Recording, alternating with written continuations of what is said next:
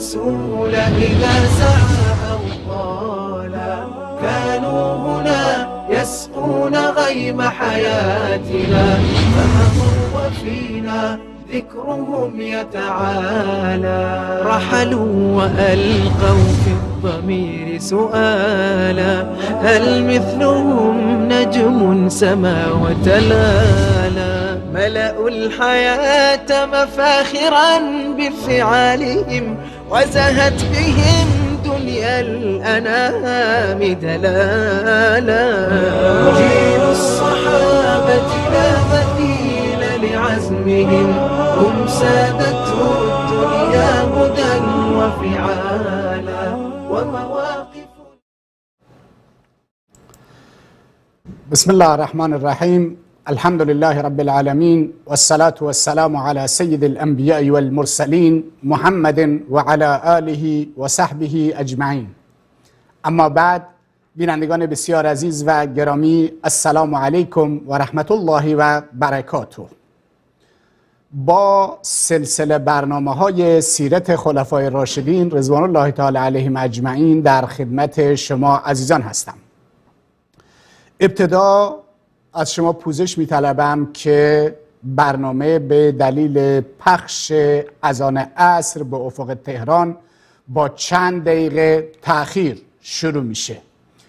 بینندگان ما اصولاً برای پخش اذان به وقت تهران از شبکه جهانی کلمه حساسیت ویژه‌ای دارند و به شدت اهل سنت تهران که جمعیتشون بین 1 میلیون تا 2 میلیون نفر حدس زده میشه، به دنبال این هستند که اذان پخش بشه.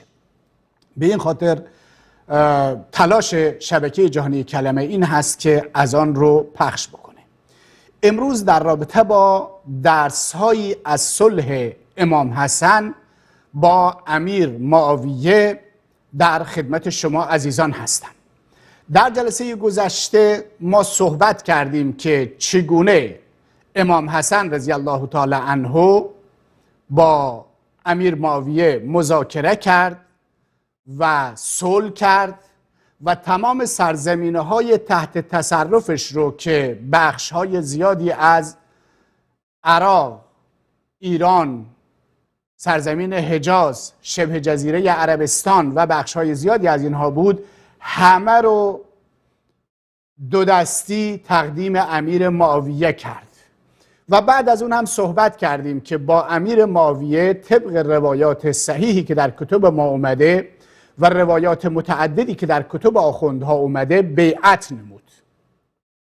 صلح امام حسن خاری است در گلوی آخوندها و مراجع تقلید، برای اینکه در ضمن تضادها و تناقضهای زیادی که در این مذهب و دین ساختگی شما مشاهده میکنید، یک پارادوکس، یک تضاد و یک تناقض همین صلح امام حسن رضی الله تعالی عنه با امیر معاویه هست. چرا؟ برای اینکه اونها مقدماتی رو که اونها بهش باور و اعتقاد دارن باعث میشه که در واقع امام حسن زیر سوال بره. اونها معتقدند امامت الهی است مثل نبوت و بخشی از امامت الهی هم حاکمیت هست که حاکم باشد و بعدش امام حسن هم معصوم هست. خب اگر امام حسن معصوم هست، امامت هم الهی است و مثل نبوت یا چه بسا بالاتر از نبوت هست، آیا پیغمبری حق دارد نبوت خودش رو به فرد دیگری واگذار کند؟ حاکمیت که بخشی از نبوت هست که حسن ابن علی رضی الله تعالی عنه سر کار هست. چرا این حاکمیتی که بخشی از امامت الهی حسن ابن علی است و از جانب خدا بهش واگذار شده، به چه حقی حسن ابن علی این امامت الهی و حاکمیت رو به امیر معاویه واگذار میکنه؟ سوالی است که خاری است در گلوی آخوندها و پاسخی برایش ندارند. در اون هفته یکی اومد و مقایسه کردند با صلح حدیبیه. هیچ ارتباطی اصولاً صلح حدیبیه با صلح امام حسن با امیر معاویه ندارد. در صلح حدیبیه اون چه اتفاق افتاد یک آتش بس بود. نبوت پیامبر حاکمیت پیامبر، حکومت پیامبر و مسلمانان همه سر جای خودش محفوظ بود. فقط یک قرارداد عدم تعدی و تجاوز امضا شد. برخلاف صلح امام حسن که حاکمیت امام حسن، مسلمانانی که زیر لوای امام حسن بودند، سرزمین هایی که تحت پرچم امام حسن زندگی می‌کردند، همه به امیر معاویه تحویل داده شدند. در نتیجه مقایسه کردن صلح امام حسن رضی الله تعالی عنه با صلح پیامبر اکرم صلی الله علیه وسلم در حدیبیه یک فریب آخوندی بیش نیست و ما باید بیدار باشیم و ما باید آگاه باشیم که این فریبی رو که آخوندها تلاش میکنند که عوام فریبی بکنند، همونطوری که در 43 سال گذشته در دین و دنیای مردم عوام فریبی کردن، سعی بکنیم که این فریب رو نخوریم و دچار این اشکال نشیم. امروز در ادامه بحث هایی که در هفته گذشته انجام دادیم به درس هایی از صلح امام حسن میپردازیم. نکته اولی که ما در جلسه گذشته هم بهش اشاره کردیم این هست که اهمیت زیادی داشت صلح امام حسن با امیر معاویه. اهمیت اولش در این بود که اون حدیث رسول اکرم صلی الله علیه و سلم که فرمود ابنی هذا سید ولعل الله یصلح به بین فئتین عظیمتین من المسلمین، این فرزند من سید و سرور هست و چه بسا الله متعال به وسیله ایشون میان دو گروه بزرگ از مسلمانان، هر دو گروه رو پیامبر مسلمان معرفی کرده، صلح و آشتی ایجاد میکند. این پیشینگوی نبی اکرم صلی الله علیه و سلم که از طریق وحی بهش رسیده بود متحقق شد. و این مسئله بزرگی است که پیامبر هر دو گروه مسلمان دونسته و امام حسن رضی الله تعالی عنه اگر معاویه رو کافر میدونست، اگر معاویه رو مرتد میدونست، اگر معاویه رو بیدین میدونست، چه حق دارد که میلیونها مسلمان و هزاران هکتار سرزمین اسلامی رو به دست یک کافر و مرتد و بیدین بسپارد؟ چه این حقی ندارد. بگذار جهاد بکن، بگذار مبارزه بکن. آخوندها میگن شرایط فراهم بود نبود، نمیتونست مبارزه بکنه، لشکریانش بهش وفادار نبودن، مشکلاتی داشت، بگذار مبارزه بکن، شهید بشو. اونطوری که امام حسین رضی الله تعالی عنه در برابر یزید که حسین هم یزید رو کافر نمیدونست اما یزید رو فاسق و فاجر و جنایتکار میدونست و در برابرش جنگید و شهید شد.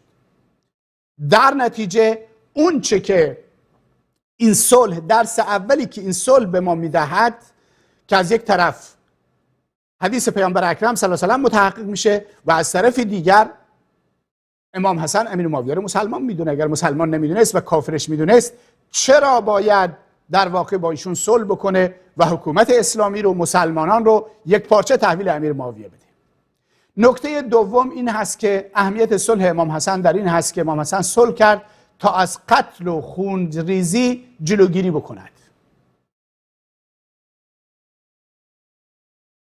اگر طرفش کافر بود جهاد میکرد، اشکال نداشت، اما چون معتقد بود دو طرف مسلمان هستند و در دو طرف جنگ خون مسلمانان به زمین میریزد و شاید این جنگ نتیجه ای هم ندهد، با توجه به تجربه که علی ابن ابی طالب رضی الله تعالی عنه با امیر معاویه داشت، تصمیم گرفت صلح بکنه و از این خونریزی که احتمال داشت در بین مسلمانان اتفاق بیفتد، از این جنگ و خونریزی به مصلحت اسلام و مسلمین خودداری کرد.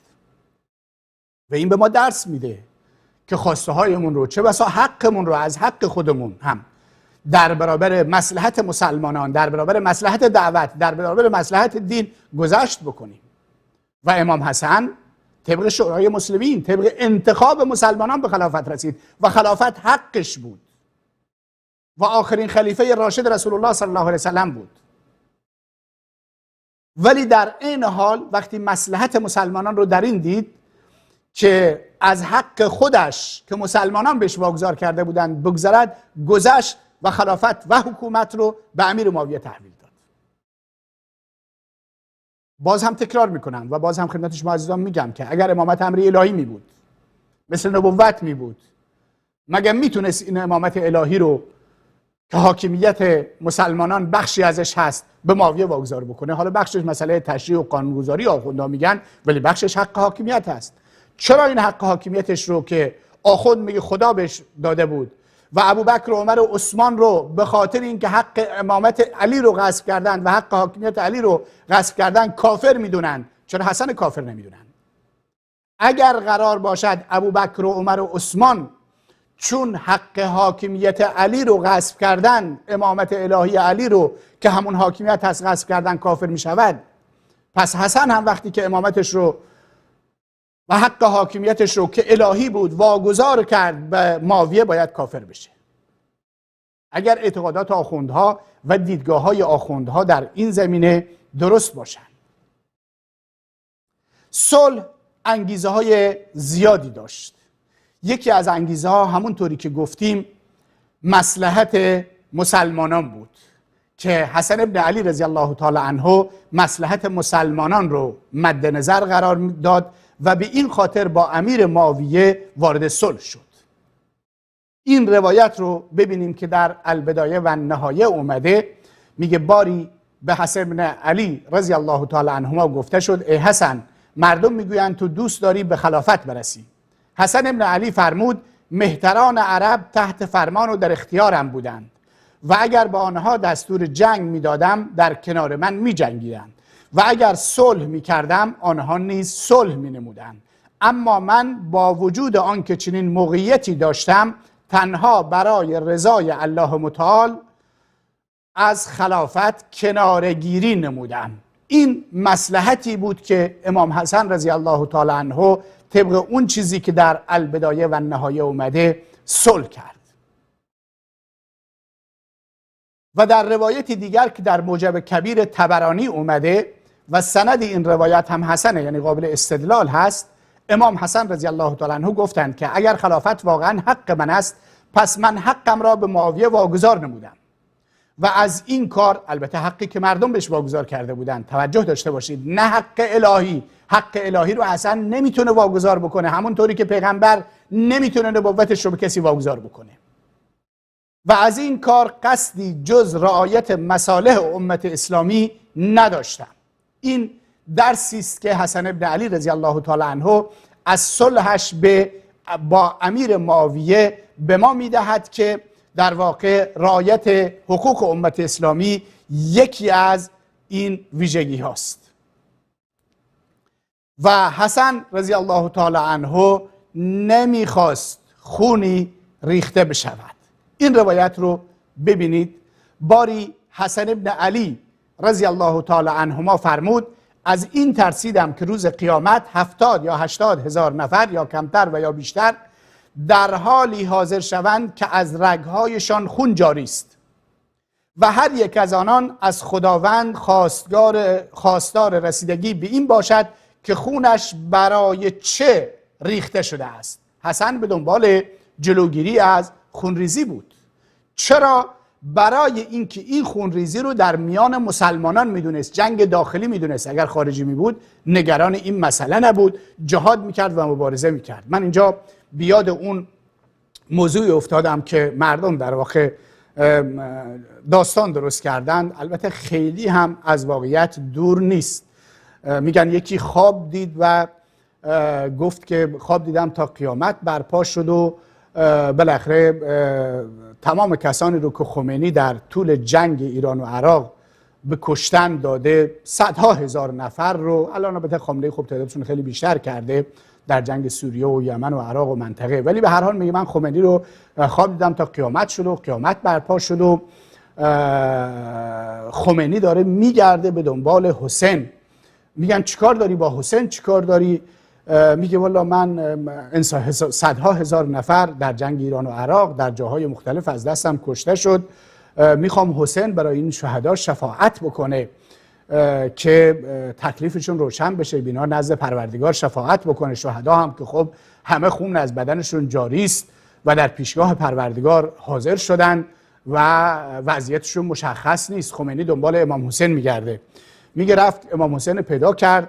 حالا اینا دیگه از شوخی‌های مردم هستن و به امام حسین گفت که امام حسین ببینید که من هزاران نفر یا صدها هزار نفر از دست من کشته شدن و الان نزد پروردگار برایشون شفاعت کن، کاری انجام بده، من گیرم، من گرفتارم. امام حسین بهش گفت برو بابا، من همون 70 نفری که در کربلا از دستم کشته شدن با همونا گیرم. حالا تو رفتی هزاران نفر رو کشتن دادی و اومدی، اون هم در جنگ‌های داخلی بین مسلمین. به هر حال البته من تاکید میکنم که امام حسین رضی الله تعالی عنه و یارانش شهید هستند و برای اونها گیر نیست، اما این نگرش و نگاه مردم هست در این زمینه که البته جالب هست. تمام کسانی که امروز به شیوه های مختلف مسلمانان رو به کشتن میدهند در جنگ های بین مسلمانان، در جنگ های باطل، در جنگ های بیهوده، جنگ هایی که حقی ندارند، مثل جنگ ایران و عراق، مثل این که در واقع جنگ شیعه و سنی که خامنه‌ای در عراق به راه انداخته، در سوریه به راه انداخته، در یمن به راه انداخته، همه این خونه ها رو خامنه‌ای باید جواب بده روز قیامت.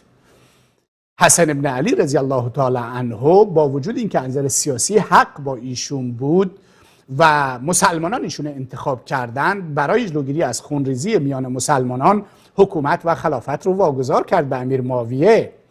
اما خامنه‌ای نه تنها این که در واقع امروز که 70-80% مردم ایران خامنه‌ای رو واقعا نمیخوان، میگن آقا رها کن برو، ما بدبخت شدیم، بیچاره شدیم، دین ما تباه و نابود شد، دنیای ما تباه و نابود شد، مردم ما به دریوزه‌گیری افتادن، به فقر، به فلاکت افتادن. خامنه‌ای ولکن نیست، همچنان برای اینکه خودش حفظ بکنه آدم میکشه، در توهم این به سر میبرد که من باید این پرچم رو حفظ بکنم و به امام زمان تحویل بدم. امام حسن رضی الله تعالی عنه این چنین فکر نکرد. وقتی دید مصلحت مسلمانان در صلح، صلح کرد. خامنه‌ای در سوریه آدم میکشه، در یمن آدم میکشه، در عراق یا آدم میکشه، خواب میبینه که من کعبه رو میگیرم، ابوبکر و عمر و عایشه و عثمان رو از قبرشون بیرون میارم، قصاصش رو میکنم. از این جنایات و توهماتی که توهم زدن به این چیزها رو میبینن. خیلی ها وقتی که جریانات سیاسی رو بحثم یه مقداری منحرف شد، ولی چاره‌ای نیست. خیلی ها وقتی جریانات سیاسی ایران میبینن در تجزیه و تحلیلش میمونن. کشوری که مردم فقیرن، بدبختن. همین رئیسی جنایتکار 3 ماه پیش 4 ماه پیش وقتی که روی کار اومد دلار 25,000 بود، الان دلار 31,000 تومان هست، داره به سوی 32,000 تومان میره. این با وقاحت میاد جلوی مردم میگه اقتصاد خیلی خوبه، وضع دولت هم از دولت قبلی بهتر هست. چرا این حرفا رو؟ چون توهم دارن. اینا این توهم دارن که ما این پرچم رو به دست امام رضا امام مهدی میدیم و این جنایتکاران دارن این گونه جنایت میکنن. نکته دیگر و درس دیگری که امام حسن رضی الله تعالی عنه ایجاد کرد وحدت و یک پارچگی بین مسلمانان بود، به گونه‌ای که سالی که امام حسن صلح کرد با امیر معاویه در تاریخ اسلام معروف به عام الجماعت هست. سال صلح و سازش، سال جماعت، جمع شدن مسلمانان با یکدیگر. خامنه‌ای از اون طرف هفته وحدت گذاشته، سازمان و تشکیلات تقریب بین مذاهب اسلامی گذاشته، از اون طرف دستش آلوده به 100 نفر حداقل از اندیشمندان و علمای اهل سنت ایران هست و 10 نفر از جوانان و دعوتگران رو هم به شیوه‌های مختلف کشته. خائن، جنایتکار، به ظاهر چیزی میگه، در باطن چیزی دیگه داره، چون تقیه میکنه، چون دینش تقیه هست. 9/10 دینش تقیه هست. تقیه دین خامنه‌ای و دین پدرانش هست. طبق روایاتشون میگم، نه فکر نکنید توهین میکنم. روایاتشون میگه کسی که تقیه نکنه دین نداره. خامنه‌ای اگر تقیه نکنه، دروغ نگه، فریبکاری نکنه، حقه نکنه، دین نداره اصلا. طبق روایاتی که روایت خودشون اومدن. به هر حال ولی حسن ابن علی رضی الله تعالی عنه به جماعت تن داد. این روایت رو از حسن ابن علی رضی الله تعالی عنه که در یکی از خطبه‌هایش مطرح کرد ببینیم. حسن ابن علی رضی الله تعالی عنهما در یکی از خطبه‌هایش در جریان صلح فرمود: ای مردم، هیچ کینه ای از برادران مسلمان خیش به دل ندارم و آنچه برای خیش میپسندم برای شما نیز میپسندم. تصمیمی گرفتم که امیدوارم با آن مخالفت نکنید. همانا اگر چیزی ناخوشایند را به خاطر ایجاد وحدت میان خیش تحمل کنید، بهتر از آن است که به خاطر خواسته ها و آنچه مورد پسند شماست سبب تفرقه گردید. از این خطبه و سخن حسن رضی الله تعالی عنه هم معلوم میشه که معاویه و طرفدارانش رو مسلمان میدونست و هر گونه جنگ و اختلاف رو با اونها در واقع باعث تفرقه و مشکل میان مسلمانان میدونست و اگر نه جنگ اسلام و کفر می بود که این سخنان در واقع معنی و مفهومی نداشتند. و من تأکید بکنم که حسن رضی الله تعالی عنه و حتی علی ابن ابی طالب یک مورد ما نداریم که معاویه و طرفدارانش رو کافر میدونه، بلکه معتقد به این بودند که اخواننا بغوا علینا، برادران ما هستند که علیه ما بغاوت کردند و به همین خاطر حسن رضی الله تعالی عنه از این موضوع دست کشید و با امیر معاویه رضی الله تعالی عنه صلح کرد و بیعت کرد و من در هفته گذشته بر این موضوع تأکید کردم. یکی دیگر از مسائل و انگیزه هایی که باعث صلح شد، در واقع یک آشفتگی هم در میان سپاه عراق و اهل کوفه که حسن رضی الله تعالی عنه فرماندهی میکرد وجود داشت. از یک طرف خوارج مشکل درست کرده بودند، از یک طرف افراد غالی در حق علی بن ابی طالب که علی رو در واقع خوارج هم به شهادت رسوندن. اون غالیان ما بارها در موردشون در این برنامه‌ها صحبت کردیم. چه کسانی بودند؟ پیروان عبدالله ابن سبع یهودی بودند، همونایی که در دوران علی بن ابی طالب مدعی شدند که علی اله است، معبود است، خود الله است. و علی بن ابی طالب رضی الله تعالی عنه چون منکرشون بسیار بسیار زشت و ناپسند بود، خیلی از اینها رو به آتش کشید. میگن خود عبدالله ابن سبع فرار کرد و رفت و پنهان شد و بعضی میگن نه، خودش به صراحت این حرفو نمیزد، به این خاطر کشته نشد، اما طرفدارانی که به صراحت این کفر بر زبان می آوردن، علی ابن ابی طالب اونها رو کشت و گفت که فلما رأیت الامر امرا منکرا، وقتی امر منکری رو دیدم، اججت ناری و دعوت قنبرا، آتش رو روشن کردم و قنبر رو فرا خواستم و اینها رو به شدت تنبیه کردم. این رفتاری بود که حسن ابن علی رضی الله تعالی عنه با این غالیان کرد، اما به هر حال این غالیان تا حد زیادی در واقع کارهای زیادی انجام دادند، جنایات زیادی انجام دادند، نفوذ داشتن در صفوف لشکریان حسن ابن علی رضی الله تعالی عنه.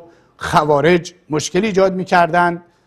اون جنایتکارانی که مدعی تشیع بودند به دروغ، اونها کسانی بودند که در همهشون در این صفوف مشکل ایجاد می‌کردند.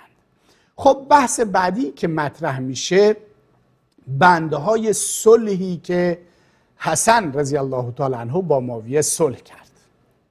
چند تا نکته اومده که من اینها رو از مراجع و منابع آخوندها برایتون ذکر میکنم. نکته اولی که اومده این هست که معاویه حکومتش بر اساس قرآن و سنت پیامبر و سیرت خلفای صالح، خلفای راشدین باشد که در این زمینه صحبت خواهیم کرد. بند دومی که اومده این هست که معاویه ابن ابی سفیان بعد از خودش کسی رو به ولایت عهدی و ولیعهدی انتخاب نکنه، بلکه مسئله رو به شورا و انتخابات مسلمانان واگذار بکنه. و این دلیل بر این هست که حسن ابن علی رضی الله تعالی عنه اعتقادی به امامت الهی نداشت. البته در برخی از روایات اومده که بعد از معاویه من به حکومت برسم، ولی این با شخصیت امام حسن رضی الله تعالی عنه و جایگاهش به دوره که یک چیزی رو گذشت بکنه و تحویل بده و بعد برای خودش بخواد. و مسئله سوم و شرط سومی که متفق علیه هست این هست که معاویه طرفداران علی ابن ابی طالب و حسن ابن علی رو که طرفداران سیاسیشونه، من تأکید بکنم که در اون زمان هیچ گونه اختلاف اعتقادی میان مسلمانان وجود نداشت. میان طرفداران امیر معاویه و علی ابن ابی طالب و حسن اصلا وجود نداشت. بله، خوارج اختلاف اعتقادی داشتند، اما کسانی که در جمل شرکت کردند، کسانی که در صفین شرکت کردند، هیچ گونه اختلاف اعتقادی نداشتند. پس شرط سوم این بود که امیر معاویه طرفداران علی و حسن رو رضی الله تعالی عنهما را، طرفداران سیاسیشون که خب در جنگ‌های گذشته علیه معاویه شرکت کرده بودند، اونها رو تعقیب نکند، اذیت و آزار نکند و به قتل نرساند. و بعضی شرایط دیگه اومده که اونها مختلفی هستن. یکی از شرایط مثلا اومده که امام حسن گفت به شرطی باید صلح میکنم که 4 میلیون دینار یا درهم به من بدی. این مورخین زیر سوالش بردن و گفتن چنین چیزی نه در شأن امام حسن رضی الله تعالی عنه بوده که یک چنین درخواستی بکنه و نه هم معاویه چنین حقی رو داشته که از بیت المال مسلمین این همه پول بهش بده. بله، امام حسن یک سری درخواست‌هایی داشت، گفت من بدهکار هستم، یه مقداری به من کمک کنید که امیر معاویه تا بدهکاریامو پرداخت بکنم. امیر معاویه این کار رو انجام داد و مثل ابوبکر و عمر و عثمان که مسلمانان از بیت المال سهمی داشتند و بهشون تعلق میگرفت، بر اساس اون به اهل بیت پیامبر که حسن رضی الله تعالی عنه یکی از اونها هم بود به سهمی تعلق میگرفت و امام حسن این سهمش رو میگرفت از امیر معاویه و استفاده میکرد و این در حد معقول و منطقیش وارد هست. حالا ببینیم این شرایط رو در بهارالانوار مجلسی چطوری آورده که ما اگر داشته باشیم خدمت شما بینندگان عزیز ارائه بدیم. بله، این بهارالانوار مجلسی است، جلد 4 صفحه 65 میگه و من کلامه علیه السلام، یکی از سخنان حسن علیه السلام اون چیزی است که در نامه صلحی که میان او و معاویه صورت گرفت برای اینکه خونها محفوظ بمانند و فتنه خاموش بشود این سخن است. بسم الله الرحمن الرحیم. هذا ما صالح علیه الحسن بن علی بن ابی طالب معاویه بن ابی سفیان. این اون چیزی است که حسن بن علی بن ابی طالب با معاویه بن ابی سفیان در این مورد صلح کرد. این بهارالانوار مجلسی هست. صالحه علی ان یسلم الیه ولایت امر المسلمین.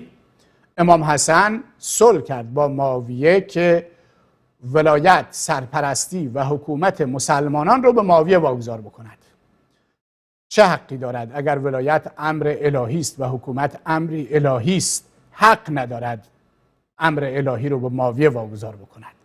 ولی خب این نشون میده که الهی نیست. الا ان یعمل فیهم بکتاب الله و سنت رسوله صلی الله علیه وسلم و سیرت الخلفاء الصالحین.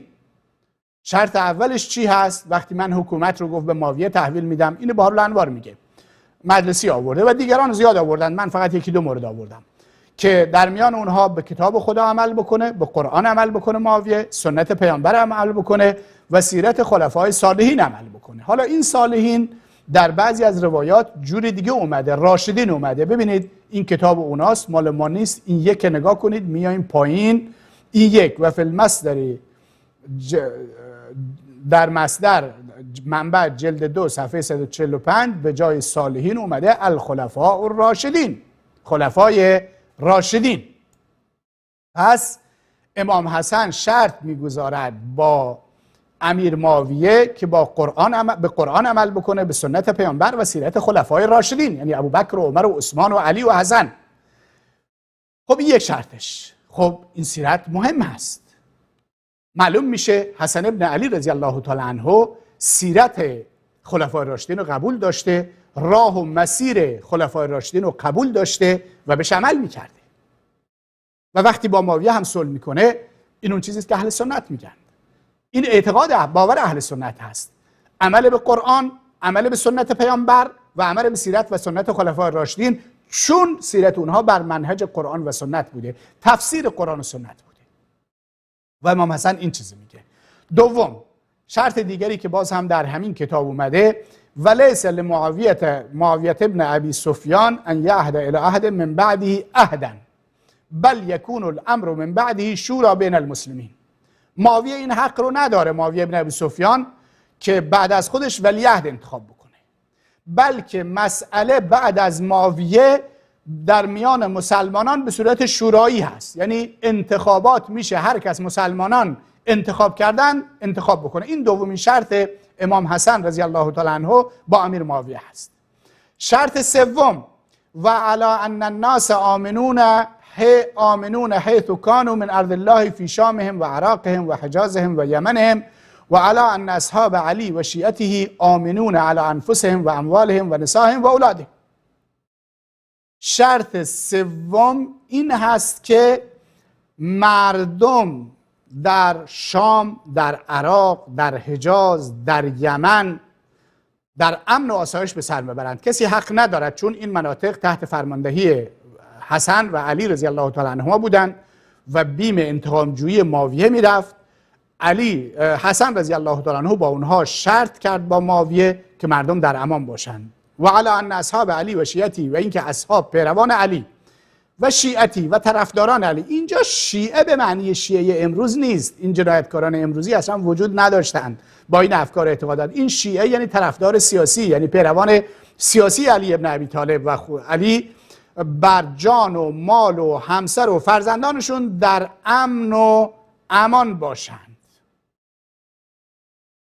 و در واقع مطالب دیگری هم وارد شده که ما به همین اندازه اکتفا میکنیم که اینها مهمترین بنده های صلح بودند و این نشون میده که ایشون در واقع امام حسن هم معتقد به همین بوده. باز هم همین مطلب در کشف الغمه ابن ابوالفتوح اربلی وارد شده که ما اینجا میبینیم همین مطلب هست. ببینید این صلح حسن ابن علی با معاویه ابن ابی سفیان هست که حکومت مسلمانان رو و ولایت امری مسلمانان رو به معاویه تحویل بده، به شرط اینکه معاویه به کتاب خدا، به سنت پیامبر اکرم صلی الله علیه و سلم، سیرت خلفای راشدین، ببینید در اینجا سیرت خلفای راشدین وارد شده. در کجا؟ در کتاب کشف الغمه ابوالفتوح اربلی.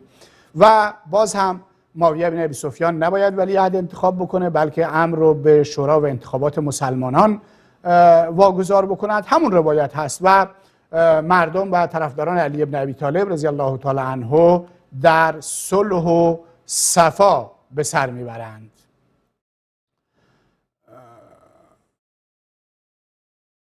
باز در ادامه این روایت در واقع اومده که ما در هفته گذشته هم ذکر کردیم که ایشون صلح کرد، یعنی حسن رضی الله بیعت کرد. حسن رضی الله تعالی عنه با امیر معاویه سرانجام بیعت کرد و همین روایت در جاهای دیگر در کتب مختلف اومده و این شرایط رو مطرح کرده و این درس رو به ما میده که در واقع ایشون با امیر معاویه صلح کردن، حکومت رو میگفتند معاویه مثل خلفای راشدین حکومت بکنه، معتقد به خلافت و شورا بودند و این کارها رو در واقع انجام میدادند. در نتیجه ما اینطوری نتیجه میگیریم که امام حسن امیر معاویه رو کافر نمیدونست، فاسق نمیدونست، حکومت رو بهش تحویل داد. البته حکومت حق خودش میدونست، مسلمانان باش بیعت کرده بودن و بعد هم گفت بعد از شما باید هم بر اساس انتخابات باشه. البته نگفته نماند که امیر معاویه به این موضوع عمل نکرد، ولی و این خلاف شرع بود و خلافی است که مرتکب شد، ولی به هر حال این نگرش امام حسن و درس‌هایی بود که از این صلح میگیریم. در هفته گذشته که اومد معترض شد که در واقع امام حسن بیعت نکرده. ما روایاتی رو امروز اینجا اتاق فرمان اگه این سفر رو برای من تنظیم بکنید به من بدید ممنون میشم، به این روایات هم اشاره بکنم و بگم که چگونه امام حسن رضی الله تعالی عنه با امیر معاویه بیعت کرد. حتی البته بیعتش هم اگر ثابت نشه، همینی که حکومت تحویل داد، همینی که با ایشون صلح کرد خودش کافی است. ببینید این کتاب رجال کشی هست، این روایت سندش هست. ابو عبدالله یقول ان معاویه، ابو عبدالله میگه معاویه به حسن ابن علی نامه نوشت که شما و حسین و تمام اصحاب علی نزد من بیایید. با همراه اونها قیس ابن سعد ابن عباده انصاری هم بیرون اومد. اینها به شام اومدن نزد معاویه. فاذن لهم معاویه و عد لهم الخطبا. معاویه به اونها اجازه داد، خطیبانی رو آماده کرد. فقال یا حسن قم فبایع. بعد گفت ای حسن بلند شو و بیعت کن. فقام فبایع. حسن بلند شد و با امیر معاویه بیعت کرد. ثم قال للحسین قم فبایع. فقام فبایع. بعد به حسین گفت بلند شو و بیعت کن و حسین هم بلند شد و با امیر معاویه بیعت کرد. ثم قال قم یا قیس فبایع. بعد به قیس گفت، قیس ابن سعد ابن عباده انصاری که از فرماندهان حسن رضی الله تعالی عنه بود، به اون گفت بلند شو بیعت کن. فالتفت الی الحسین. قیس به حسین نگاه کرد. ینظر ما یأمره. نگاه میکرد که حسین بهش چه دستوری میده. فقال یا قیس انه امامی، یعنی الحسن. امام حسین گفت ای قیس، او یعنی امام حسن امام من حسین هست. وقتی که ایشون بیعت کرده و از من ازشون برادر بزرگترم هست پیروی میکنم و بیعت میکنم. این یک روایتی که در واقع در رجال کشی اومده. باز هم روایتی دیگری که در کتابهای دیگر مقاتل طالبین و جاهای دیگر اومده هم همین مطلب رو میرسونه. بگذارید که در واقع این روایت رو هم خدمتتون ارائه بدم.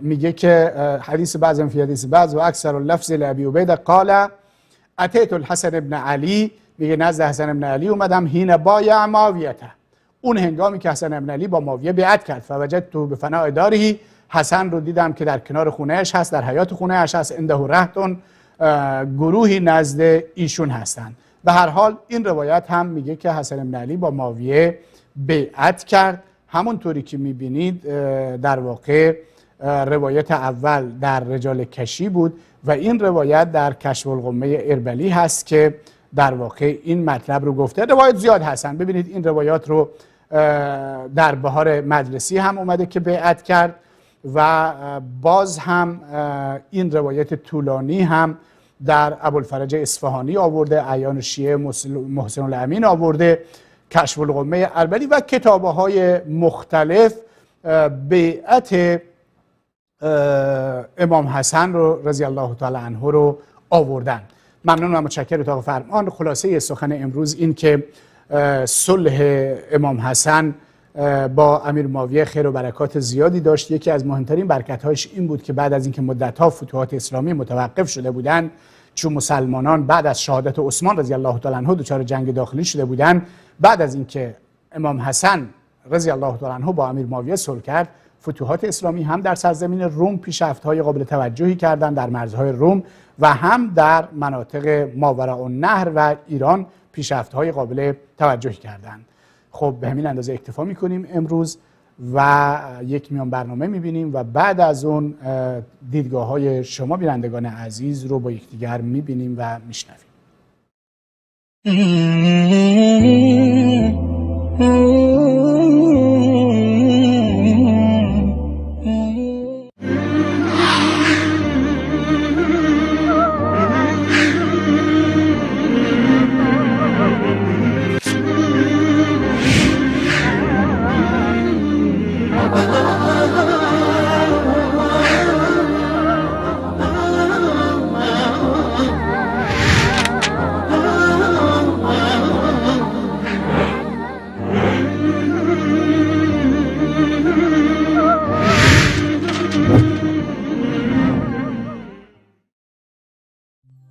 گوشه‌ای از عملکرد شیعیان اهل عراق با حضرت حسن رضی الله عنه.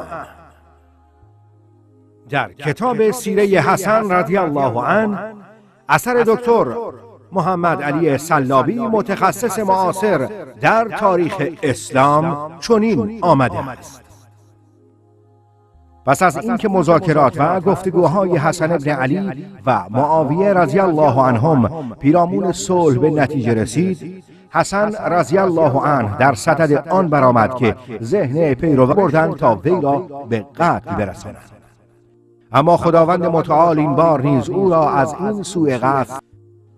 همانا من امیدوارم که خیرخواه‌ترین مردم نسبت به مخلوقات خداوند باشم و در دل ذره‌ای کینه به کسی ندارم. هیچگاه بر کسی بدی روان نمی‌دارم و دوست ندارم که کسی را گرفتار سختی و مشقت نمایم. ای مردم، بدانید که اگر به خاطر اتحاد و انسجام مسلمانان به امر ناگواری تن دهید، این برایتان خیلی بهتر از آن است که به خاطر امیال و خواسته‌های شخصی موجبات تفرقه و از هم گسستگی امت اسلامی را فراهم کنید.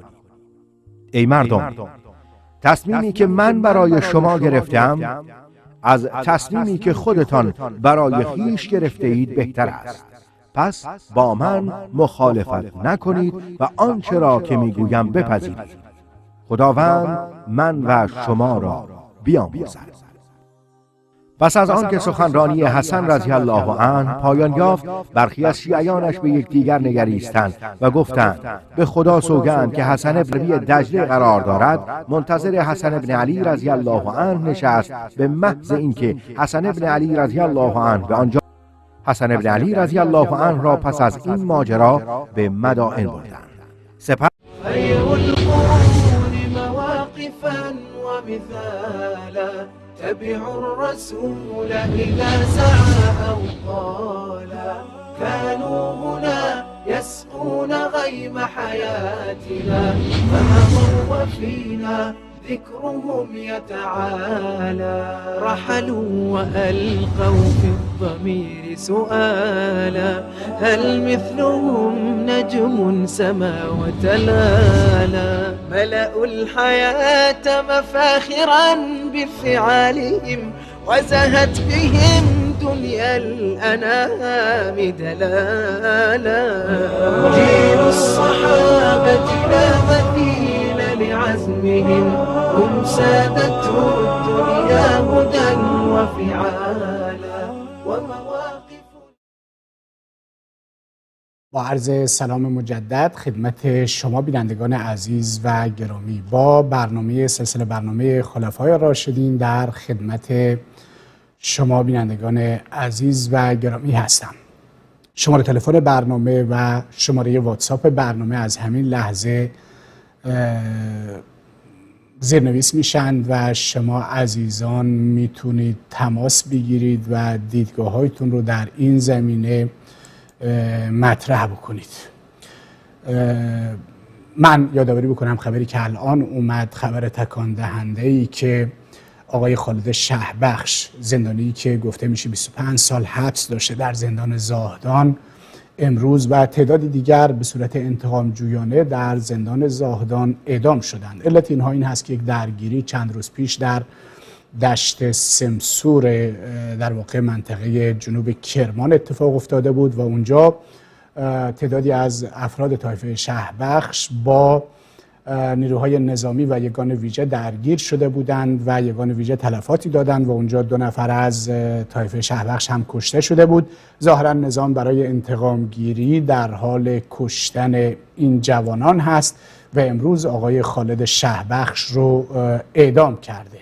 هیچ کس در واقع از این نظام فاسد و جنایتکار نمیپرسه چرا این جوانان مظلوم رو اعدام میکنید و نه حقوق بشری، نه سازمانی، نه تشکیلاتی نمیپرسه. این تصویر آقای خالد شهبخش رو اتاق فرمانگر نشون بدید تا اینکه داشته باشیم و این گونه بلوچ‌های مظلوم گروه توسط خامنه‌ای جنایتکار اعدام میشن. من به بلوچ‌ها میگم که این مسئولین رو در واقع اسمشون رو، مشخصاتشون رو یادداشت بکنید. در فردای آزادی ایران اینها باید پاسخگوی جنایت‌هاشون باشن. البته این خبری که اینجا زده خبر مال دیروز هست که به بخش قرنطینه برده شده، اما امروز این جوان بلوچ اعدام شده با تعداد دیگر که به نظر میرسد نظام اونجایی که در درگیری با افراد مسلح در بیابونها و صحراها و مرزها کم میاره،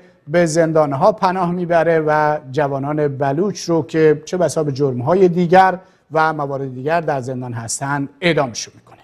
ممنون و متشکر اتاق فرمان و این جنایتی است که این نظام فاسد مرتکب میشه. خب پیامی رو از یکی از بینندگان پخش بکنیم. السلام علیکم و رحمت الله تعالی و برکاته. برادر عزیز، ما از برنامه‌هایتون هم بیزار هستیم، از کل شبکه‌های تلویزیونیتون بیزار هستیم. فکر کنم که بس شماره‌ای که دیدین از کشورهای خارج از ایران نیست، او را جواب نمیتین. والله همه شبکه‌های سبیت و مسیحیت شما کلا بهتر است. کدام سوالی که بر اینا بگویی که مثلا کدام گپشون رد بکنی، موبایل آدم بر می‌داره. ما چند بار کوشش کردم که برتان زنگ بزنم و برنامه‌تون اشتراک بکنم، از طریق واتساپ خونه شد. خب این بیننده عزیزمون ناراحت بود. ناراحتیش 2 تا دلیل داشت. دلیل اول این بود که ایشون میگه وقتی شما میبینید تلفن‌های خارجی غیر از اینا رد میکنید. اصلا اینطوری نیست، برای اینکه بسیاری از تلویزیون کلمه برای همه فارسی زبانان هست. فارسی زبانان عزیز ما در افغانستان، برای ما افغانستان اهمیت بسیار بسیار بالایی داره، حیاتی هست و برنامه‌های ما متوجه مردم عزیز افغانستان هستند و برعکس وقتی ما ببینیم که دوستی و عزیزی از افغانستان تماس میگیره حتما خیلی خوب استقبال میکنیم. مردم عزیز ما در تاجیکستان و فارسی زبانان به صورت عموم، اینها در کشورهای حاشیه خلیج فارس، در اروپا، در آمریکا منتشر هستند و ما پاسخها رو بدون هیچ گونه تبعیضی به تلفن‌ها جواب میدیم. اینی که شما موفق نشدید که بگیرید علتش این هست که خطها شلوغ هستند و خیلی از دوستان ما از داخل ایران، خارج از ایران تماس میگیرند و نمیتونند ارتباط برقرار بشه و من بابت این مشکل از شما پوزش میخوام. نکته دومی رو که مطرح کردید که جواب مسیحی ها رو بدید، بله حق با شماست.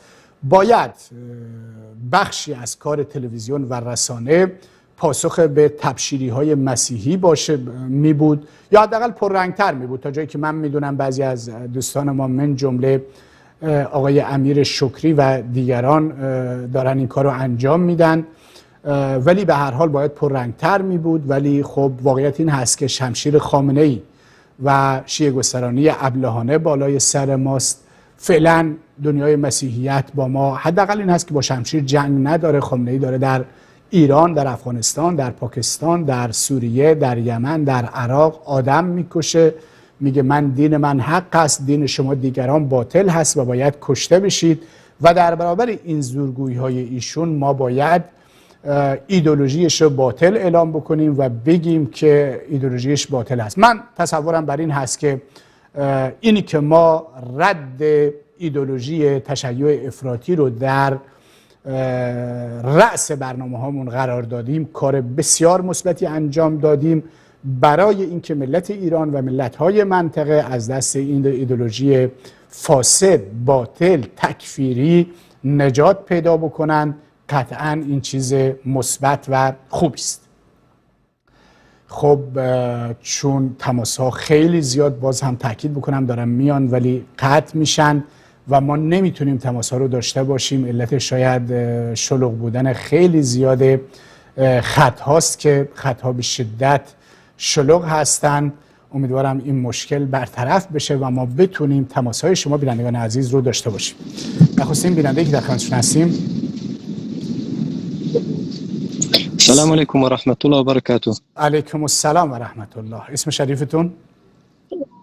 کیوان از سوئیس مزاحم شدم. یک بیننده خارجی که بیننده خارجی که خیلی وقت با تلویزیون و برنامه شما در ارتباط هستم. الحمدلله. خواهش. منظورم اینه که شما تلفن‌های ما را جواب میدید. جزاک الله خیر کثیرا. آمین. استاد ترشبی بزرگوار، در مورد حدیث رسول الله صلی الله علیه و سلم که روم غربی نیست به دست مسلمانان فتح میشه، انشاءالله توضیحاتی بفرمایید که این حدیث بنا به شرایط و موقعیتی که رسول الله بیان اشاره کرده در چه زمانی رخ میده. یعنی اگر از طریق حدیث رسول الله صلی الله علیه و سلم به این موضوع اشاره بکنید ممنون میشم. بیشتر از این وقتتون رو نمیگیرم. جزاک الله خیر کثیرا. و علیکم السلام و رحمت الله و برکاته. متشکر و خدا یار و نگهدارتون. بله، در حدیث صحیح رسول اکرم صلی الله علیه و سلم اومده که در دنیا هیچ خانه خشتی و گلی و غیر خشتی و گلی باقی نمیموند مگر اینکه سرانجام دین مبین اسلام واردش میشه و قطعاً مسلمانان و دین اسلام از اونجایی که حقانیت برخوردار هست سراسر جهان رو فرا خواهد گرفت، چه دشمنان دین و دشمنان اسلام بخواهند و چه نخواهند، من جمله روم غربی و غیر روم غربی رو، چنانچه در احادیث پیامبر اکرم صلی الله علیه و سلم هم به این اشاره شده. و امروز خوشبختانه ما تعداد افرادی رو که در دنیای غرب دارن مسلمان میشن بسیار بالاست و خیلی از این گروه‌های افراطی و تکفیری رو غربی‌ها درست میکنن. هدفشون جلوگیری از گسترش اسلام در غرب هست. با این کارها میخوان بگن مسلمانان اینطوری دارن آدم میکشند و وحشی هستند. در نتیجه ما باید بیدار و آگاه باشیم و به این نکته هم توجه داشته باشیم. بیننده بعدی رو میشنویم. سلام بر شما، خودتون رو معرفی کنید و بفرمایید. با سلام خدمت جناب ترشابی عزیز. خواهش میکنم. سلام بر شما و تمام بینندگان عزیز. خیلی ممنون. خواهش میکنم یک شعری میخوام براتون بخونم اگه اجازه بدید. بفرمایید جناب ترشابی عزیز. بفرمایید. شیعه رافضی که منفور است، شیعه رافضی که منفور است، اهل تقلید و لایق گور است. رهبرش سیندلی که خامنه ای است، با مریدان به بند و آخور است. خوانده خود را ولایت مطلق، او که اصل حکومتش زور است. یا رب این مشرکان شیعی را سرنگون کن که وصل ناجور است. پاسدار و بسیجی و آخوند جملگی رافضی و مهدور است. ژورنالیست گر به نقدشان گیرد راهی بند و جمله سانسور است. خامنه با اراذل و اوباش خیمه آتش زند که از حسین دور است. هر که با این 1000 فامیل است قاتل و دزد و گاو مزدور است. توی بیت و صدا و سیمایش هرچه بینی خر لوانتور است. حرف محراب و مصرع آخر شرف سگ به خامنه زور است. دوستون دارم. ممنون جناب ترشبی عزیز. از بینندگانم عذرخواهی میکنم اگه بعضی اوقات در اشعار من یک کلمه حرف حالا ناجور است. از همه عذرخواهی میکنم. ببخشید. شب شما بخیر. خواهش میکنم آقای مهراب، خدایا رو نگهدارتون. شعرتون واقعیت‌های جامعه اینا رو منعکس میکرد، البته به استثنای همون برخی از الفاظی که شما هم اشاره کردید و در شعرتون وجود داشت و در واقع شایسته نبود. خب بیننده بعدی رو میشنویم. سلام بر شما، خودتون رو معرفی کنید و بفرمایید. سلام علیکم. علیکم السلام. اسم شریفتون؟ مهران از تهران هستم. آقای مهران از تهران، بفرمایید آقای مهران. شعری سرودم برای صحابه. بفرمایید. نماز بی صحابه بی نمازی است، به غیر از این نمازت حق بازی است. جوانمردی به دین خود ندارید، نگو که این امامت همچو رازی است. شبیه آل بویه فاطمیون، نکن لعن صحابه را حذر کن. بیا و به سوی قرآن تو این بار، بیا و موش شیطان را تو کر کن. بخون آیات قرآن را به دقت، ببین وصف صحابه را به قرآن. نمیدانی بدان، گوش کن به دقت. خدا راضی شده از این عزیزان، همه جان بر کف و اهل نمازند. به میدان نبرد همچو شیرند، نماز و روزشان مقبول حق است. به راه دین و قرآن سر به زیرند، همه ثابت قدم در راه قرآن. همه پا در رکاب جنگ و پیکار، به دلهاشان همه لبریز ایمان. همه در کار دین هوشیار و بیدار، ابوبکر و عمر عثمان ذوالنور. همه هستند دلسوز و فداکار، همه هستند دلسوز و فداکار. دهان کسی که به صحابه لعن می‌فرستد گل باد. خدا لعنت کند 500 سال پیش که اجداد ما را با خنجر با شمشیر کشتند و ما را از اصل دین به فرع دین، به لجن دین، به کثافت دین کشاندند. قبر پرستی، تهمت، دروغ، زنا به اسم صیغه و هر فریب و نیرنگ با زور تزویر و کلک.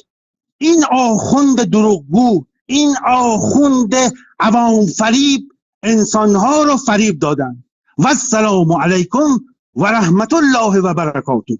علیکم السلام و رحمت الله و برکاته آقای مهران عزیز. البته من در شعر و شاعری سررشته‌ای ندارم و وزن و قافیه های این اشعار حتما هم اشکالاتی داره. به نظر می رسید که اشکالاتی داره و بنده در این زمینه تخصصی ندارم. ولی خب مفاهیمی رو که شما ارائه میدید مفاهیمی بسیار زیبا در واقع برگرفته از قرآن و سنت پیامبر اکرم صلی الله علیه وسلم هستند و بسیار زیبا هستند. بیننده بعدی رو میشنویم. سلام بر شما، خودتون رو معرفی کنید و بفرمایید. سلام جناب استاد ترشوی عزیز. سلام بر شما، خواهش میکنم. اسم شریفتون؟ احمد هستم از تهران. آقای احمد از تهران، بفرمایید آقای احمد. خواهش میکنم جناب استاد. سوال داشتم خدمتتون. بفرمایید. خدمت خواهش میکنم. میخواستم ببینم که الان صلح امام حسن با معاویه خب شرط و شروطایی گذاشته بود الا اینکه جانشین برای خودش معین نکنه. بله. یعنی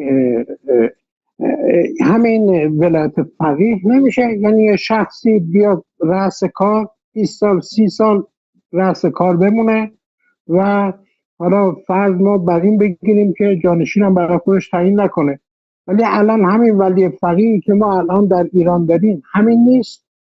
خب کسی که 20 سال 30 سال 40 سال رأس عمومی باشه انقدر قدرت پیدا میکنه که یکی رو برای خودش مشخص بکنه، آروم آروم و تحمیل بکنه به اطرافیان، به جامعه که آقا این شخص که من کار اشتباهی است. خب بله. خب آقای احمد اجازه بدید من یکم توضیح بدم خدمتتون. عرض به حضورتون که اساس در دین و در اسلام این هست که خلیفه یا رهبر یا هر چی اسمش بگذاریم حالا به تعبیر امروزی بر اساس یک انتخابات روی کار بیاد و زمانی هم که مردم اون نخوان، یعنی بگند آقا دیگه ما تو رو نمیخوایم، برکنار بشه. یعنی اگر مثلا فرض کنید مثلا مجلس خبرگان ما واقعا انتصابی نبود، انتخابی بود، باید مثلا 20 سال پیش باید خامنه‌ای رو عزل میکرد به دلیل بیکفایتی، اگر در واقع مجلس خبرگان انتخابی می بود، یعنی خامنه‌ای اونها رو عزل نصب نمی کرده از طریق شورای نگهبان. حکم اسلام در رابطه با رئیس جمهور، در رابطه با رهبر، در رابطه با خلیفه هرچی میگه همین هست که ایشون از طریق انتخابات روی کار بیاد و خلاف اولی که در دوران امیر معاویه اتفاق افتاد این بود که امیر معاویه از طریق انتخابات روی کار نیومد و این خلاف اسلام هست. و بعدش هم فرض بر این بگیریم که اگر امیر معاویه حالا که برخلاف جهتی غیر از انتخابات روی کار اومد، مسلمانان این حق رو دارند اصولاً که وقتی که ببینند که ایشون خراب حرکت میکنه، بد عمل میکنه، ایشون عزل بکنند و کنارگیری بکنند. البته ما بعد از اینکه امام حسن رضی الله تعالی عنه با امیر معاویه صلح کرد، ما سراغ نداریم که حکومت معاویه با یه مخالفت شدید مواجه بشه. مثل اینکه مثلا الان ولی فقیه از سال 78 نهضت دانشجویی بود، سال 88 جنبش سبز بود، سال 96 توده های مردم بودن و سال 98 در واقع هم مردم سر خیابون ها اومدن و مخالفت کردند. ما چنین چیزی رو در دوران امیر معاویه سراغ نداریم. اگر می اومدن باید ایشون برکنار میشد. و اشکال دومی که خلاف اسلام بود و در دوران امیر معاویه اتفاق افتاد و اهل سنت همین رو قبول دارن، این بود که ایشون فرزندشون رو به عنوان ولیعهد انتخاب کرد و این کار خلاف اسلام بود. ولی فقیه نبود. این توضیح خدمتتون بدم آقای احمد، ولی فقیه نبود، چون این دیکتاتوری که ولی فقیه داره شاید شما در تاریخ کمتر سراغ داشته باشید. یعنی ما در طول تاریخ پادشاهی در حکومت اسلامی نداشتیم که خودشون رو ولی فقیه معرفی بکنن و این عنوان رو به خودشون بدن. ببینید نه اصلا ولی فقیه یه نکته جدیدی است، مال همین الان است که خمینی و خامنه‌ای و همینا درست کردن. اصلا ولی فقیه شما میدونید که میتونه نماز تعطیل بکنه، میتونه احکام الهی رو تعطیل بکنه. این ولایت رو پیغمبر هم نداشته، یعنی پیغمبر هم ولی فقیه بیاره. این پیامبر مسئول بوده که وحی خدا رو تبلیغ بکنه، خودش نمیتونست نماز تعطیل بکنه، روزه تعطیل بکنه، حرف مفت بزنه مثل اینکه ولی فقیه ما داره میزنه. حتی پیامبر هم حق ولی فقیه نداشته و هیچ کس در تاریخ این حق نداشته. و تا جایی که من سراغ دارم، البته خب من شناختم محدوده، کسی چنین ادعایی رو که الان خمینی و خامنه‌ای میکنن در تاریخ، نه در میان شیعه نه در میان سنی، کسی چنین ادعایی رو نداشته.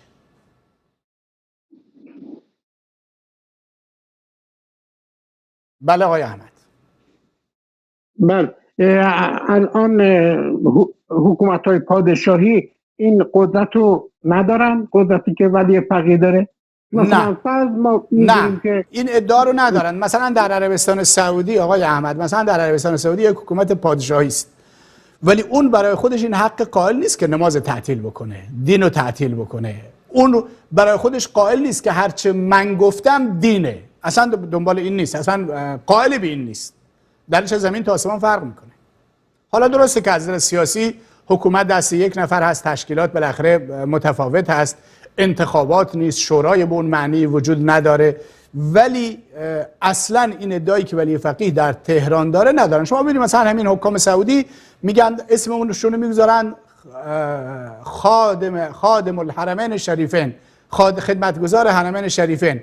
در ایران خامنه ای اسمش چی میگذاره؟ ولی امر مسلمین جهان، یعنی سرپرست همه مسلمین جهان. ولی میدونید یعنی برای آدم‌های احمق و نادان ولی امر تعیین می‌کنند. ولی امر مسلمین جهان یعنی مردم همه نادان هستند، من ولی امرشون هستم. قضیه خیلی متفاوت هست. خب متشکرم آقای احمد، به همین اندازه اکتفا می‌کنیم. متشکرم. خواهش می‌کنم، خدا یار و نگهدارتون و واقعا سوالات جالبی کردید و امیدواریم که مردم و بینندگان هم ازش استفاده کرده باشن. خب بیننده بعدی رو میشنویم، ببینیم صداشون قطع شدن. ایشون باز هم یکی دیگه روی خط هست. سلام بر شما، خودتون معرفی کنید و بفرمایید. سلام علیکم، وقت شما بخیر. علیکم السلام. من علیرضا هستم از تهران. بفرمایید. سوالی داشتم خدمتتون. اینکه شما میفرمایید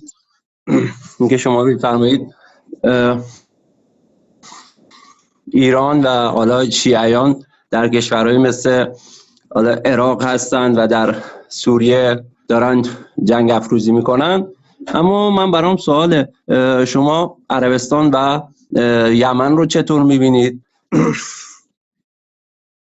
اینکه یه مورد دیگه هم داشتم که خدا رو شکر شیعیان در میشه گفت از اول اینکه اسلام اومد، خب بذار آقای علیرضا بگذار من سوال اولتون رو جواب بدم، سوال دومتون چشم بهت وقت میدم، فقط اجازه به سوال اول جواب بدم.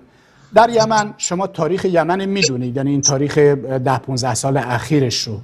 در یمن اونجا یک حکومت روی کار بود به نام علی عبدالله صالح، رئیس جمهور یمن بود، ولی با مخالفت مردم مواجه بود، یعنی مردم تظاهرات داشتند علیه ایشون. خلاصهش این بود و وقتی که مردم تظاهرات داشتند علیه ایشون توافق کرد، گفت من از حکومت کناره‌گیری میکنم، یک نفر به صورت موقت 2 سال روی کار بیاد و بعد از 2 سال انتخابات جدید برگزار بشه. و این اتفاق افتاد.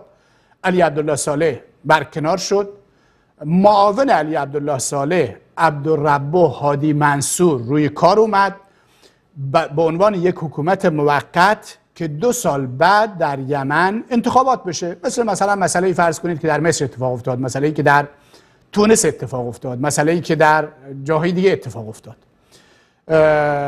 اتفاقی که در این بین افتاد که حوثی ها که سالها از ایران اسلحه می گرفتند و اونجا اسلحه انبار می کردند و چند بار هم البته علیه علی عبدالله صالح هم جنگیده بودند، اولین بارشون نبود.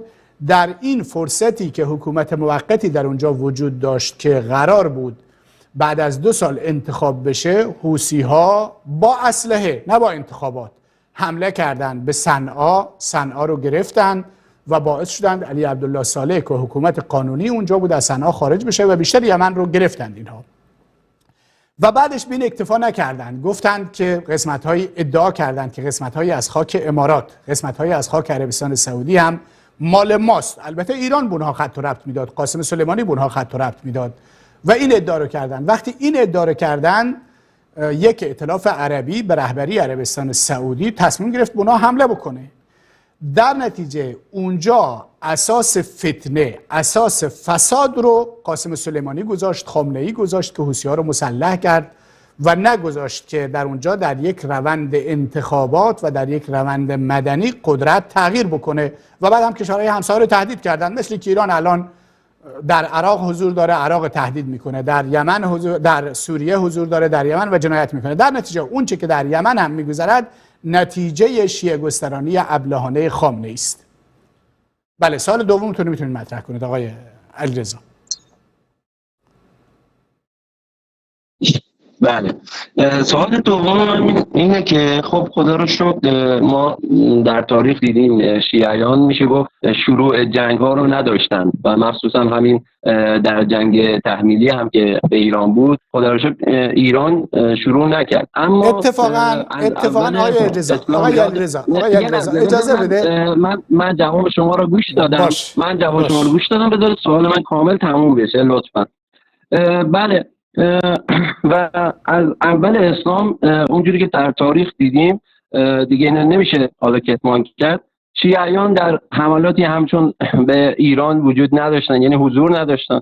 بعد شیعیان خدا رو شکر میشه گفت این داعش رو راه اندازی نکردن و این کشورگشایی هایی که داعش داشت رو نداشتن. این جنگ هایی که ایجاد کرد، من به خودم میبالم که یک شیعه هستم، به خودم میبالم که یک سرباز سردار سلیمانی هستم که خدا رو شکر برای اینکه از مردم دفاع کنم در سوریه، در عراق به اونجا رفتم. بعد از کشورگشایی هایی که نمیگم اهل سنت، دوستان اهل سنتی دارم که آقای دیگه زیاد ببینید شما استدلالاتونو کردید، شما آقای علیرضا استدلالاتونو کردید. الان دیگه با قاسم سلیمانی الان آقای اجازه بده آقای علیرضا، شما استدلالاتونو فرمودید، اجازه بده استدلالاتو جواب بدم. اینی که شما با قاسم سلیمانی افتخار میکنید، خب امیدوارم بیشون بپیوندید و به کسانی که در واقع قبلا جنایت کردن و خیانت کردن. اما اینی که گفتید ما آغازگر جنگ تحمیلی نبودیم، نه. آقای آیت الله منتظری که مرجع تقلید هست میگه که ویدیوش وجود داره، ما بارها در شبکه کلمه پخش کردیم، میگه این خمینی بود که باعث شد که جنگ ایران و عراق شروع بشه. یعنی اگر خمینی تحریک نمی‌کرد، علیه صدام حرف نمیزد، ارتش عراق رو تحریک به کودتا علیه صدام حسین نمی کرد. البته اینه عرض کردم، اینه آیت الله منتظری میگه گفتم سفیر صلح بفرستیم فلان بفرستیم، خمینی گوش نکرد. در نتیجه آیت الله منتظری، یک آیت الله و یک مرجع تقلید مهم و معتبر که مدتی هم جانشین خمینی بوده، میگه این جنگ رو خمینی بهش دامن زد. دو، مهندس بازرگان که از مهمترین افراد هست، دکتر یزدی، میگن که در این جنگ خمینی مقصر بود، جنایت کرد. همونطوری که الان شیعه کشی که در سوریه و عراق داره خامنه‌ای جنایت میکنه، وگرنه اگر خامنه‌ای در اونجا شیعه کشی به راه نیندازد، سنی کشی به راه نیندازد در عراق و سوریه، کسی با خامنه‌ای کار نداره. همونطوری که کشورهای دیگر منطقه خیلی از کشورها وجود دارند و در هیچ یک از این کشورها دخالت نمیکنن. در نتیجه اینی که شما گفتید جنگ تحمیلی کار خمینی جنایتکار بود. اگر خمینی علیه صدام بیانیه صادر نمیکرد، حرف نمیزد، ارتش عراق رو تحریک نمیکرد به کودتا علیه صدام حسین، صدام به ایران حمله نمیکرد. اینو من نمیگم، سیاسیون ایران میگن، مراجع تقلید ایران میگن. در رابطه با داعش، بله، داعش رو قطعاً دستهای پنهانی، حالا چه در غرب چه در تهران ایجاد کردن. خیلی از داعشی ها رو آدرسشون در تهران هست که در اونجا باشون تماس داشتن، ارتباط داشتن و البته خب بعد با ایران دچار جنگ و دعوا شدن. این هم درست هست. اینی که ایران خیلی از اینها رو از افغانستان در زمانی که طالبان شکست خوردن منتقل کرد به عراق، این هم درست هست و اینها هم کار ایران هستند. و تشیع افراطی، من یک چیزی بگم، شما میگید شیعیان در جنگ صدر اسلام در ایران شرکت کردن، اون با شیعی وجود نداشت. کجا بود شیعه؟ 4 تا پیرو عبدالله ابن سبع یهودی بودن، کونها رو هم علی ابن ابی طالب گرفت با آتششون کشید، به خاطر جنایت هایی که مرتکب شدن و افراطی میکردن به آتششون کشید. نه در دوران ابوبکر، نه در دوران عمر، نه در دوران عثمان و نه در دوران این سه خلیفه یک نفر شیعه هم وجود نداشت. بیارید بگید یک نفر بوده که اونجا ادعای امامت الهی داشته. علی مگه علی شیعه بود؟ مگه علی ادعای امامت الهی داشت؟ حسن و حسین که البته سنی بودند در دوران عثمان هم در جنگ آفریقا شرکت داشتن، در تاریخ طبری، در تاریخ بدایه نهایه وجود داره، و هم در جنگ هایی که در طبرستان و در این قسمت های شمال ایران وجود داشته هم حضور داشتن. البته اینا اهل سنت بودند، به شیعه هیچ ارتباطی ندارند. شیعیان در طول تاریخ آدم های جنایتکاری بودند. شیعیان قرمطی رو ببینید که به کعبه حمله کردن، چقدر آدم کشتن.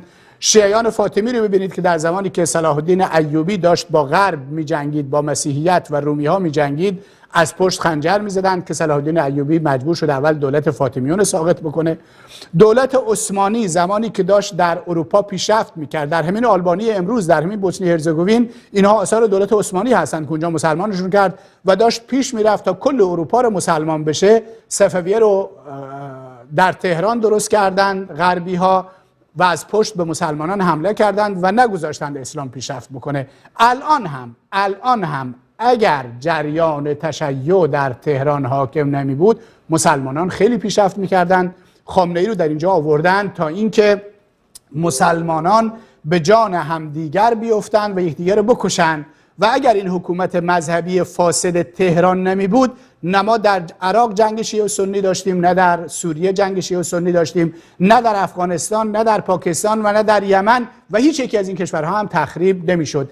در نتیجه آخوندها و مراجع تقلید اساس فتنه، اساس فساد، اساس خونریزی و اساس جنایت هستند. به شما هم توصیه میکنم از این دین فاسد، از این دین ساختگی که در قرآن و سنت پیامبر اکرم صلی الله علیه و آله هیچ جایگاهی نداره، از این دست بردارید.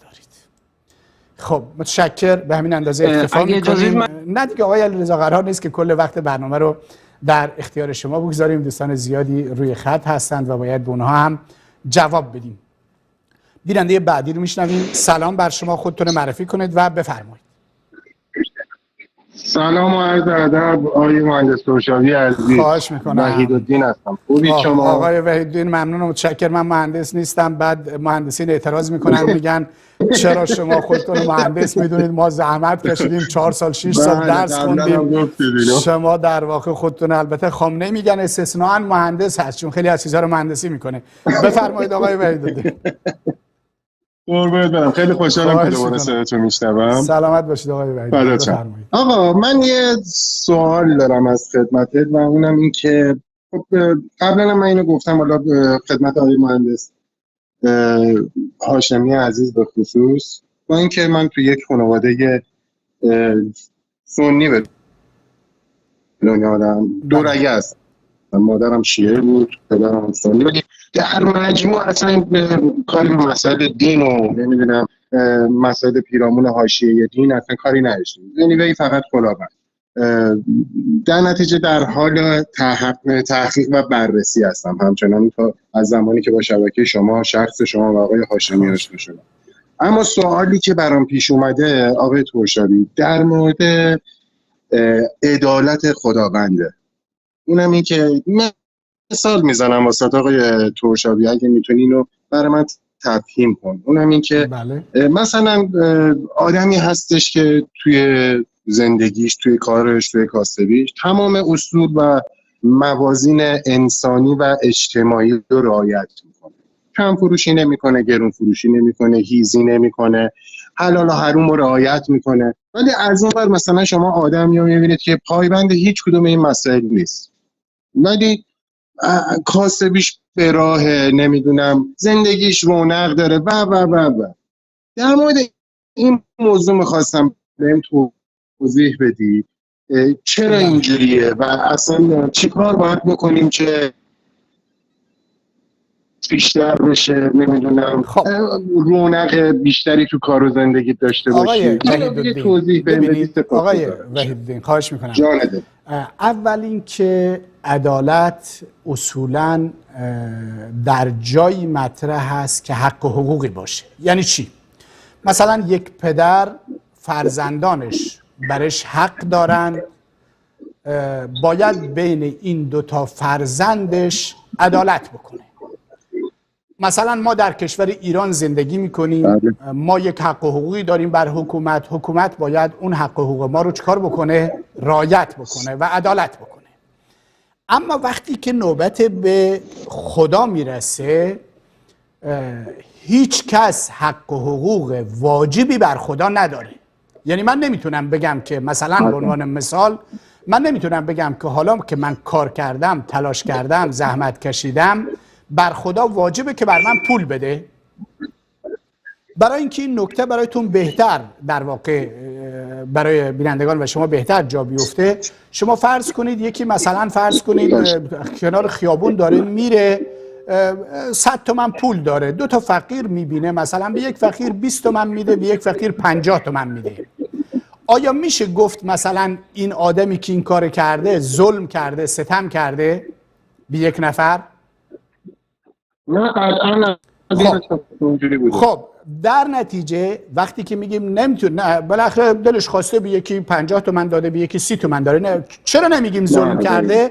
چون میگیم حقی اون 2 نفر در واقع حق وجوبی بر ایشون نداشتن.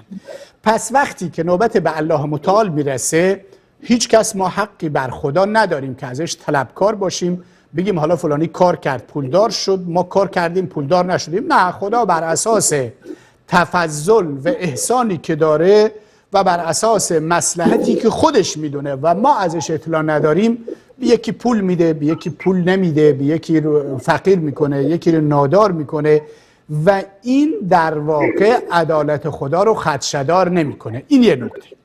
نکته دوم، اجازه میده یه نکته بگم؟ بفرمایید.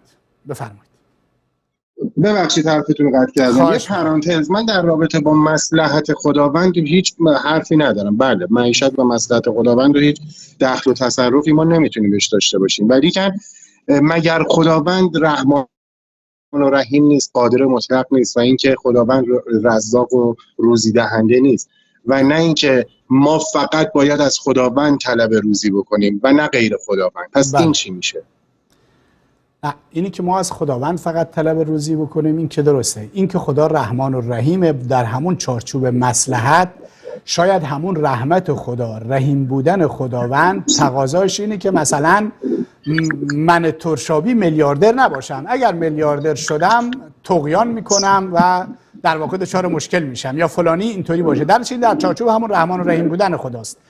بله، وقتی ما میگیم رزق و روزی رو فقط از خدا بخواهیم، معنیش است که وقتی دعا میکنیم از بندگان نخواهیم، از انسانهای دیگه نخواهیم، از بت‌ها نخواهیم، از بزرگان نخواهیم، از خدا بخواهیم و این مقوله با اون فرق میکنه. و یک نکته من اضافه بکنم آقای وحیدالدین، و اون این هست که خدا در دنیا انسانها رو آزاد گذاشته. میبینیم انسانها ظلم میکنن، ستم میکنن، جنایت میکنن، یکی پول بیشتری تصرف میکنه، یکی کمتری تصرف میکنه. اون عدالت خدا تبلور واقعی عدالت پروردگار در روز قیامت ظاهر میشه.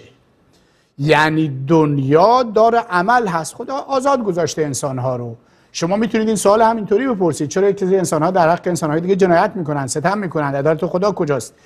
در نتیجه ما میگیم یک بحث اون مصلحت پروردگار هست، همون رحمت و رحمانیت پروردگار اینو میطلبه که این انسان اینطوری زندگی بکنه، اون انسان اینطوری باشه، و عدالت واقعی هم در روز قیامت اجرا میشه.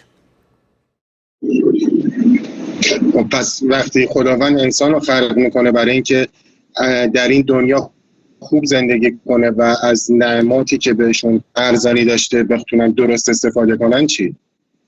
عرض کردم گاهن شاید الله متعال مصلحتش در این باشه که اگر به فلانی، به زد، به ایکس، به ایگرگ من پول زیادی رو مثلا بدم، ایشون از اون نعمتهای من در جهت درست استفاده نمیکنه. اصلا این خودش شفقت هست در حق اون انسان مؤمن، در حق اون انسان پرهیزگار، که چه بسا بله تمام چارچوب ها رو، تمام اسباب و عوامل هم استفاده میکنه، در عین حال به اون نتیجه مطلوب نمیرسه. انسان مؤمن اصولا نگاهش این هست که مصلحتش بوده، چه بسا اگر من مثلا پولدار بشم خیلی زیاد، از اون نعمت‌های الهی در جهت درست استفاده نکنم، در جهت غلط استفاده کنم. همونطوری که خیلی از انسان‌های مسلمان هم وقتی که پولدار میشن و به امکانات مادی میرسند، از اون امکانات در جهت غلط استفاده میکنند، از به فساد و فحشا میزنند. درش شاید خودش همون هم نعمت باشه در حق این بنده. درست، قبول میکنم. و آخرین نکته‌ای که درش من شبهه پیدا میکنم با گفته شما، اونم اینه که خب همین آدمی که شما داری میگی برای مؤمنه و خداوند حالا به این شکل داره مثلا میگذرونتش و ایامش و روزگارشو، خب همون آدم بالاخره صاحب مسئولیتاییه، مثلا زن داره، بچه داره، پدر مادر، خب که بابت اونا تعهداتی داره که باید انجام بده. درسته؟ بله. پس این که درسته که مثلا اونا به خاطر این آدم بخوان تو سختی بمونن؟ نه، ببینید اولا که خدا قصدی ندارد که یک فردی رو قصدن و عمدن در سختی بگذاره. من این حالتهایی که میگم استثناء هستن. یعنی اگر شما 100 نفر، مثلا به عنوان مثال براتون میگم آقای وحیدالدین، اگر شما تصور بکنید که 100 نفر مثل هم کار بکنن، مثل هم از اسباب و عوامل استفاده بکنن، مثل هم چی بکنن، قطعا 98 نفر 99 نفرشون موفق میشن، شاید یکی موفق نشه. یعنی این موارد استثناء هستند که یکی از همه اسباب و عوامل پیشرفت مادی استفاده بکنه، با وجود این به جایی نرسه. اینا خیلی نادر و شاذ چنین چیزی اتفاق میفته. وگرنه نه، سنت خدا، قانون خدا در روی زمین این هست که انسان وقتی کار بکنه، تلاش بکنه، نتیجه عملشو میبینه، حالا چه مادی باشه و چه معنوی باشه. در نتیجه اون موردایی که من میگم استثناءً اینطوری میشن و اونا خیلی کم هستن. وگرنه یک انسانی وقتی در چارچوب عوامل موفقیت و پیروزی تلاش بکنه حتما به نتیجه میرسه. خیلی هم عالی. برای افزایش رزق و روزی چه دعایی بکنیم؟ و خودت هم و یه دعای خیلی واقعا واسه من انجام بده، واسه همه مسلمین، نه فقط واسه من. ان شاءالله خداوند نظرش بر نگرده از ما و همیشه به ما عنایت داشته باشه. ولی یه دعایی بگید که برای رزق و روزی، برای آرامش خاطر در زندگی بتونیم همیشه بخونیمش، استفاده بکنیم و خداوند عنایت بیشتری بهمون بکنه. خواهش میکنم. خیلی متشکرم میشم. خواهش میکنم. خدا یار و نگهدارتون. وقتمون به پایان رسید. خداوند به شما و ما و همه مسلمانان رزق و روزی عنایت بکنه. در واقع دعاهای زیادی در رابطه با رزق و روزی وارد شده در بعضی از روایات که من جمله این دعا هست: اللهم انی اعوذ بک من الهم والحزن و اعوذ بک من العجز والکسل و اعوذ بک من الجبن والبخل و اعوذ بک من غلبة الدین و قهر الرجال.